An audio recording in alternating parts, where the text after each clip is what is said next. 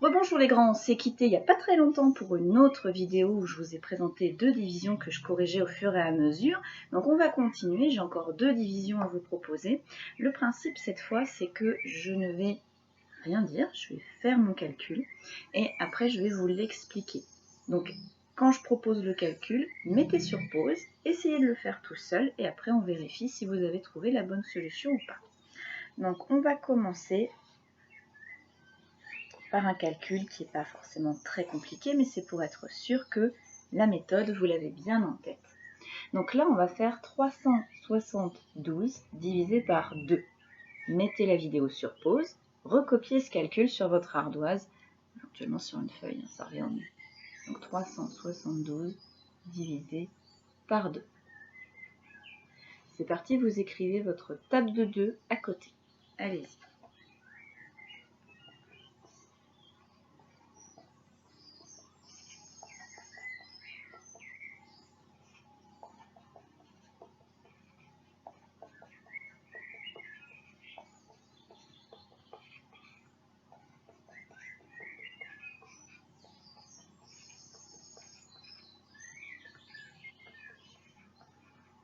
Mettez sur pause si vous n'avez pas terminé, parce que moi j'ai fini, et puis vous réappuierez sur lecture quand vous aurez terminé.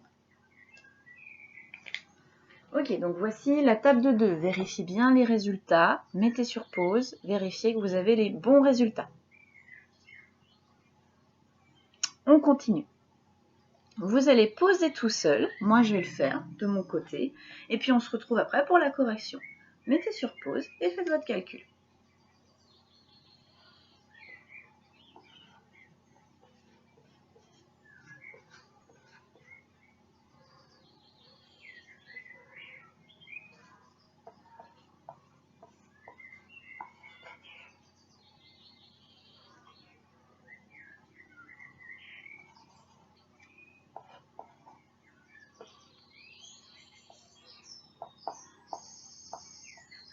J'ai terminé, donc mettez sur pause si vous n'avez pas fini et on se retrouve après pour la correction.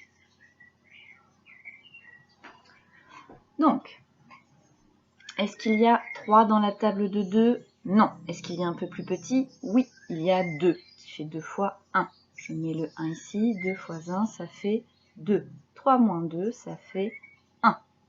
Mettez sur pause si vous n'avez pas tout compris, rembobinez un peu pour vérifier. D'accord? Je passe à l'étape suivante, je descends le 7. Est-ce qu'il y a 17 dans la table de 2? Non. Il y a un tout petit peu en dessous, il y a 16 qui fait 2 fois 8. Je pose mon 8.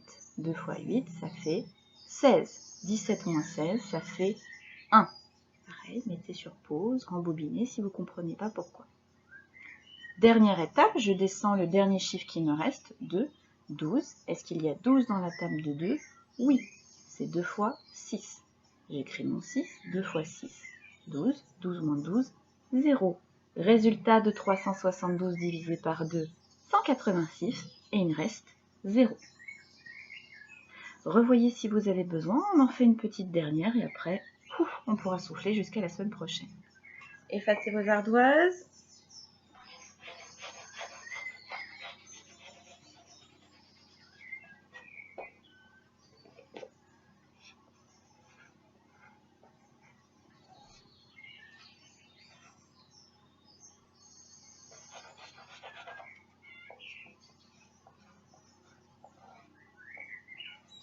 Donc le calcul suivant est celui-ci, 7863 divisé par 6. Mettez sur pause et recopiez ça. Ok, maintenant que vous avez recopié votre division, on va faire la table de 6 à côté. C'est parti.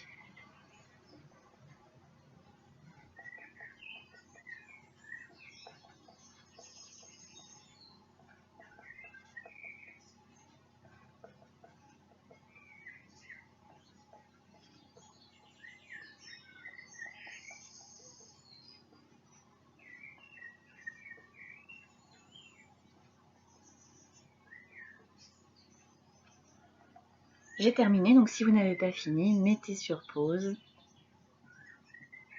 Donc, contrôlez les résultats de votre table de 6. Mettez sur pause. Et c'est parti, il n'y a plus qu'à résoudre la division. Allez-y tranquille, On se retrouve après.